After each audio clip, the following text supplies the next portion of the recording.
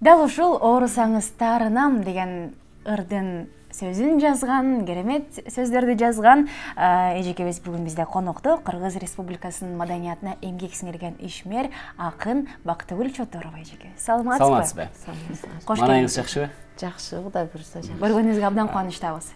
Бактыгүл эже, сизди дагы ушундай бир керемет элдин жүрөгүнөн түнөк тапкан сөздөрдүн, чыгармалардын автору катары тааныйбыз да. Анан бүгүнкү күндө дагы кыргыз маданиятына өзүңүздүн эбегейсиз салымыңызды кошуп келатасыз. Кандай жаңы чыгармалар жаралып атат сизде алгач? Ушундан баштайлы. Жаңы чыгарма жаңы бир китеп даярдап аттым. Анын 2 бөлүктөн турат. Биринчи бөлүгү албетте ырлар, лирикалык маанайдагы ырлар. Экинчи бөлүгүндө бир жаңы драма жаздым эле. Жана дүйнөлүк адабияттагы Дон Кихот деген роман бар. Ошол романды биздин сахнада коюлуш үчүн спектакльге ылайык кылып жазылган. Ошол экинчи бөлүгү ошо кетет. Андан сырткары бир котормолорду дагы даярдап жүрөм. Жаңы эмгектер бир топ эле, бир топ пландар бар. Бирок эми азыркы күндө бүгүн мына рыноктун шартына ылайык чыгармачыл адамдар каржысына көз каранды болуп калат да китеп чыгарууда. Кудай буйруса эми ал дагы болуп калар деген тилегим бар. Спонсор издемей деген бир салтка айланып кетпедиби? Демирчи жакшы бир демирчилер чыгып калса, ошо китебим жарыкка чыкса деп тилек кылып турам.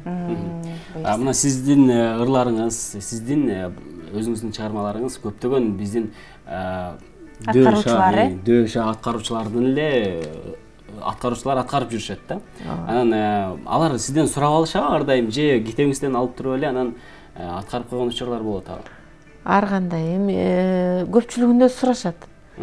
Сурап алышат. Мына жакында эле аз эле күн болду. Алтынай Нарбаева сага айтпаймын деген бир ырды уруксат сурап эже алайынбы? Ой, сенден ыр айлансын ал дедим. Ал ырдын обонун Ошто Ош университетинде мугалим болуп иштеген Жалал деген бала эле, атын унутуп атам. Ошол бала чыгарып былтыр мен Ошко барганда ырдап берген эле. Ошол обону Алтынайга жакса керек. Анан ушу Кудай буйруса 18-inde концертинде ырдап чыгам деп атат. Анан кээде ушинтип сурашат, кээде китептен алышат. Бирок көпчүлүгү айтышат. Китептен тандаган күндө дагы эже ушу ырыңызды алалы деп айтышат. Кээ бирлери заказ менен жаздырышат. Жакында эле мына Замир мырза деген жакшынакай ырчы балабыз бир ыр жаздырды. Мындай мисалдар көп эми. Обондо ырларыңыздын санын деле билбей калсаңыз керек эже. Эми кеп санында эмес. Мындай караганда 100дөн ашык ырлар чамалаш болуп кетти, бирок анын жугумдуулугунда. Жугумдуулугу эми баягы сандан сапатка караш керек дегенде, мынын бир 10 чактысы бир элдин арасында мындай таанымал болуп, жугумдуу болуп кеткендер бар. Мисалы Сыймыктын ырлары, сен мага жаза алып келдиң, ак жамгырлар, Каныкей Эралиеванын кеч күздөгү, коңур күздөгү кусалык, анан Бек Борбиев инимдин азыр эле ырдаган оорусаңыздарынам, анан мен сени сагынган бойдон жүрөм.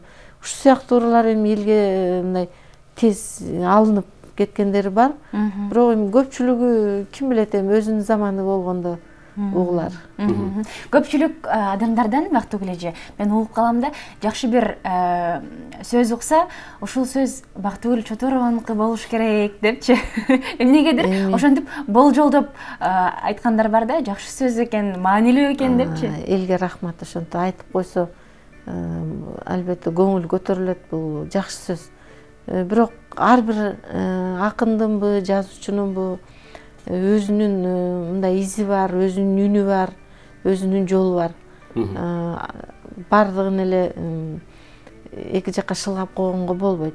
Бардык чыгармачыл адамда ошол жетишкен жагы дагы бар. Анан кичине мындай кемчилик дагы бар, ал менде деле бар, ал боло берет. Негизи бир эле чыгарманын караңыздарчы кандай зор эмгектер жатат, бул жакта болсо сөзүн жазыш үчүн дагы бир ой толголор керек болот, көздүн майы кетет дегендей. Анын обонун чыгарыш керек дагы бир адам, андан кийин бир жакшы аткаруучу керек, ага жакшы элге жеткизиш керек дегендейчи. Бул бир эле өрдүн артында карабайсызбы? Көптөгөн адамдардын эмгеги жатат. Мунун баардыгы биригип келип өнөр деген бир очоктон чыгат да. Ошол өнөр деген бул өлбөйт турбайбы? Бул саясат эмес өнөр. Саясат бүгүн бар, эртең башка өзгөрөт. А өнөр деген ошол Кудайдан берилген нерсе, бул өлбөйт дагы, адам өлсө дагы ал өнөрү артында калып жашай берет. Ошол сыяктуу ырчы дагы, обончу дагы, сөз жараткан адам дагы, башка жана сүрөтчүлөрдү дагы кошсок болот. Кандай сонун бул Кудайдын бир табиятын берген белеги экен. Ошолорду чогултуп келгенде бир гана ошол өнөр деген сөзгө келип такалат, туура айтасыз эже. Урматтуу телекөрүүчүлөр, барыңыздарга айтып өтчү нерсе, биздин бүгүнкү студиябыздын коногу мына сиздер тамшанып уккан, көпчүлүк аткаруучулардын оозунда ырдалып жүргөн чыгармалардын автору акын эжекебиз Бактыгүл Чотурова. Эгерде сурооңуздар болсо 56 72 сандары аркылуу байланышка чыгып айтсаңыздар болот, берсеңиздер болот. Бактыгүл эже, сиздин ыр жыйнактарыңыз, китептериңиз канчага жакындап калды? Канча китеп чыкты? Мен жана жогоруда да айттым, эми санына караганда сапатына көңүл бурган жакшы. Бирок эми бир 10дон ашык, бир 12-13 китеп болуп калды жалпы. Мына ушул китептин ичинде аябагында көп ырлар бар да. Ар бирин барып патенттеп турасызбы? Көбөлүк алып турасызбы автору? Албетте, бул патентке каттаттырып коюш ар бир чыгармачыл адамдын өзүнө жакшы нерсе да. Бул эми бир чети мыйзам, бир чети өзүңө жакшы, барып патенттеп турса, сенден эч ким тиги ырыңды талаша албайт. Ал баягы паспорт сыяктуу эле нерсе. Жана авторский право деген дагы ошол. Жана сиздер айтып аткан обончулар акындын ырын аткарып атса, ал өзүнө ошо калемакысы келип түшүп турат, ал өзүнө жакшы. Ошон үчүн мен Кыргыз патент менен жакшы иштешем. Аларга рахмат айтам. Алар жеке автордук укукту дайыма коргоп, күрөшүп келишет. Бирок ошого кээде өзүбүздүн чыгармаларыбызды каттоодон өткөрбөй, анан кайра нааразычылык туудурган учурубуз болот. Кээде ошол ырдап аткан ырчылар, обончулар сөздүн авторун каттатпай коюп, ал жагынан дагы бир туура эмес бир жагдайлар болуп калышы мүмкүн. Ушунун баарын калыпка салганга Кыргыз патенттин эмгеги абдан чоң. Кыргыз патент деп калбадыкпы? Сиздин көптөгөн чыгармаларыңыз бар. Анан Кыргыз патенттен дагы калем акы алып турасыздар да. Ошол сумма сизди канааттандырабы? Эми кандай десем, бул бир жылда бир берилет. Албетте, мен рахмат айтып атпаймынбы жогоруда. Канааттанасыңбы, канааттанбайсыңбы, кептин бардыгы ал өзүңдүн эмгегиң элге сенин атыңды таанытканда ошондон канааттанам. Ал эми бул экинчи планда калем акы. Бирок калем акы дагы биз үчүн өтө зарыл нерсе. Мен ушунчалык туу чокуга жетип калдым, калем акы алып деп айта албайм. Бирок эми шүгүрчүлүк деш керек. Бактыгүл эже, анда сиздин ошол жалгыздык бар деген аталышта китебиңиз келди. Дагы бир китебиңиз турат биздин стөлдө. Өзүңүздүн ушундай бир жан дүйнөңүздөн чыккан саптардан, ырлардан окуп берсеңиз деп сурансак. Макул окуп берейин. Бул Күн Кудайдын карайы деген китеби мен. Күн Кудайдын карайы деген. Кайсыл чыгарманы окуп бересиз? Эмнеге көрүнбөйсүң деп сурайсың. Эмнеге көрүнбөйсүң деп сурайсың. Кээде ушундай жакшы адамдарың менен жолукканда, эмнеге көрүнбөйсүң деп сурап калат. Бул менден эле эмес, бардык адамдарда болушу мүмкүн. Ошону ойлонуп отуруп бир мындай саптар жаралды эле. Тагдырдын бактысын же ыйлатканын, жүргөнүн билесиңби кыйнап жаным. Эмнеге көрүнбөйсүң деп сурайсың, көрбөдүм көрүнгөндөр кыйратканын. Көрүнүп басып жүргөн күндөр менен, көрүнбөй көп иштерге илгерлеген, мээлеген бийик таза максаттардын мээнеттүү азаптарын кимдер жеген? Барында алтын өмүргөнүн бүтүн, эстер деп келген муун эртең үчүн, дыйкандай болуп алгам сөздү багып, көрүнбөй жүргөнүмдү өзүң түшүн. Ай, баракелде. Чындай сонун, көрүнбөй эле көптөгөн иштерди бүтүрүп жүрөм деген сыяктуу экен да, мындай. Ичинде аябагандай сонун мындай маанилер камтылган экен да. Бактыгүл эже, сиздин көп ырларыңыз, чыгармаларыңыз, саптарыңыз ушул жашоодон алынган, окуганда чындыгында өзүңдүн күнүңдү, өзүңдүн жашооңду көргөндү көз алдыңа элестетесиң да. Элге жакын чыгармалар да. Жашоодон алынган. Кээде мындай суроолор болуп калат, ушул китептер бир мисалы 10дон ашык китеп болсо, ошонун баардыгы өзүң башыңан өткөргөн турмуштан алынганбы деп. Албетте өзүң башыңан өткөргөн турмуштан да алынат, бирок турмушта көп нерселерге учурайсың, көп адамды көрөсүң, көп тагдырды көрөсүң. Ошолордун таасиринде жазылган дагы ырлар болот. Анан эгерде баардыгы сенин башыңан өткөн болсо, анда жашоо мүмкүн эмес болуп калат. Ошон үчүн башкалардын тагдырын өзүңүн жүрөгүңөн өткөрүп, өзүң ошонун ордунда болгондой болуп жазыла берет да көпчүлүк ырлар. Биз билгенден сиз көптөгөн баягы дүйнөлүк чыгармаларды дагы которуп, анан сахналаштырып жазып жүрөсүз да. Деги эле сиз өзүңүз канча тил билесиз? Ой, мен көп тилди эле билбейм. Тил билген өтө байлык экен. Мен өкүнүп да жүрөм. Эгерде мен англис тилин билсем, же башка чет тилин билсем, кандай сонун болмок. Кандай чыгармаларды котормоксуз? Анан эми орус тилин баягы мектепте, тигил жогорку окуу жайында окуганбыз, бирок ошончолук эле баягы грамматикасына калганда анчалык сабаттуу эмеспиз да, чынын айтканда. Бирок жана котормо иштерине келгенде мен ошол орус тилинен которуп жүрөм көп ырларды. Мисалы, муну казак акындарым болсо, ал өзүң эле которсоң болот. Ал казак менен кыргыздын тили өтө окшош. Мен ал жагынан Мухтар Шахановду, Олжес Сулеймановду, тигил казактын таланттуу акындары бар, Шахизада Абдыкаримов деген анын китебин которгом, Нагашыбай Мукактов дегендин китебин которгом. Андан сырткары Абдылдабек Салыкбай деген аңгемелерин котордум. Көп казактардан абдан көп. Казактарда Монголияда жашаган дагы бир казак жигит бар, Байыт Кабан уулу деген. Абдан мыкты. Биз көрүшө элекпиз, бирок интернеттен эле бири-бирибиздин ырыбызды которушуп жүрөбүз да. Анан Гүлзада Ниеткалиева деген дагы бир мыкты казак акыны бар. Ошолорду которуп жүрөм. Анан эми аларды казак тилинен эле которобуз. Кече жакында Рамаяна боюнча айтып берсеңиз. Рамаяна деген бул Индия элинин элдик чыгармалары. Индиянын эпосу, биздин Манас эпосу сыяктуу, бирок андан Манаска салыштырмалуу чаканыраак, бирок баары бир бул чоң эпос. Алар Индия элинде Махабхарата жана Рамаяна деген эки эпосун туутушат.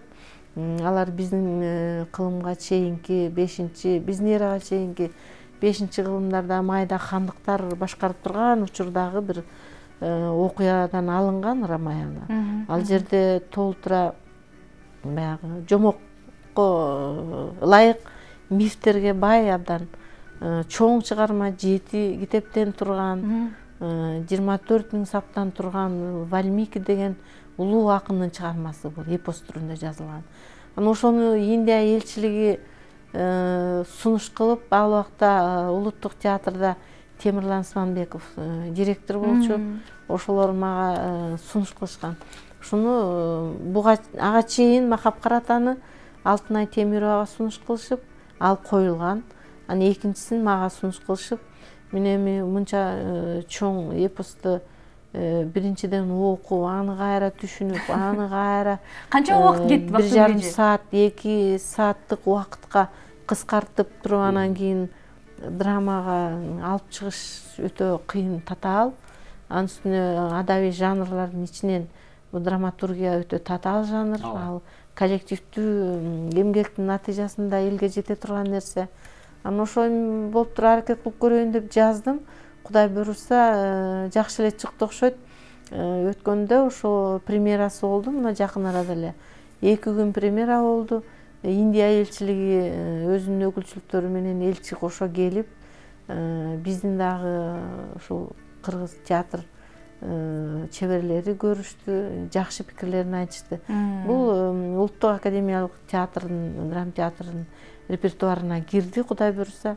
Мына азыр ушул айдын дагы 19-20 күнү ушул Кыргыз Улуттук Токтоболот Абдымомунов атындагы академиялык драма театрында коюлат. 19-20-сында көрсөңүздөр болот. Эң сонун 19-20-сы Бактыгүл Чотур эжекебиздин ыр менен жазылган, бул ыр формасында жазылды. Себебинде мен Жали Садыков деген биздин улуу агабыз, акын драматург, Манасты жазып жүрөт 3 жыл тигин. Манастын уулу Семетей азыркыга чейин коюлуп келатат.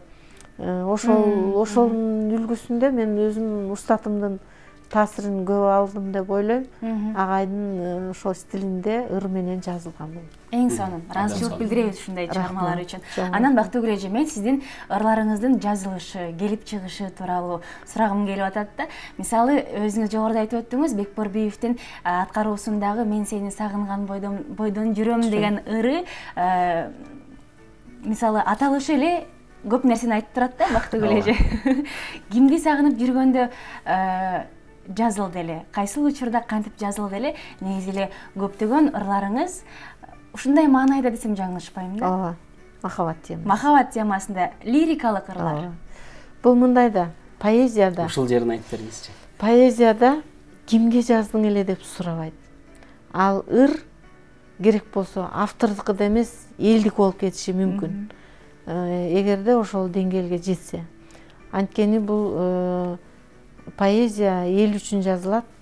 Анан адамдын ички сезими, жан дүйнөсү бар да. Ал сен кетменчисиңби, сен соодагерсиңби, сен чиновниксиңби, же тиги журт башчысыңбы, ага карабайт. Ички жан дүйнө деген адамдын жеке турмушу болот. Ал эч качан мындай эч нерсеге карабай өзүндө жашайт. Бул алымыстактан бери келе жаткан адамзаттын жашоосундагы нерсе, кошо жаралат. Адам төрөлгөндө кошо жаралат. Анан ошон үчүн адам дайыма сагыныч менен жашайт. Элестеткиле сагыныч менен жашайт. Ал сагыныч бөлүнүп кетиши мүмкүн. Балаңды сагынышың мүмкүн, ата энеңди сагынышың мүмкүн, досуңду сагынышың мүмкүн, жакшы көргөн адамыңды сагынышың мүмкүн. Бул адамдын жашоосу. Эгерде адамдын ички дүйнөсү болбосо, кимдир бирөөнү сагынбаса, кимдир бирөөнү сагынтпаса, кимдир бирөөнү сыйлабаса же бирөөдөн сый көрбөсө, анда эмне жашоо? Аны курсак тойгонго кубанып жүрө берсе, ал малдан айырмасы болбой калат. Керек болсо, ал жаныбарлардын ортосунда дагы ошондой жакшы көрүү ички сезими бар. Аны адабияттан окуп жүрөсүңөр. Салыштырмалуу адам деген ал такыр башка нерсе. Ошон үчүн бул сагынган бойдон жүрөм деген ыр, бул ар бир окуган кишинин ыры болсо деп мен тилек кылам. Ошондой эле болду, эжеке. Чоң рахмат. Мен сени сагынган бойдон жүрөм деп.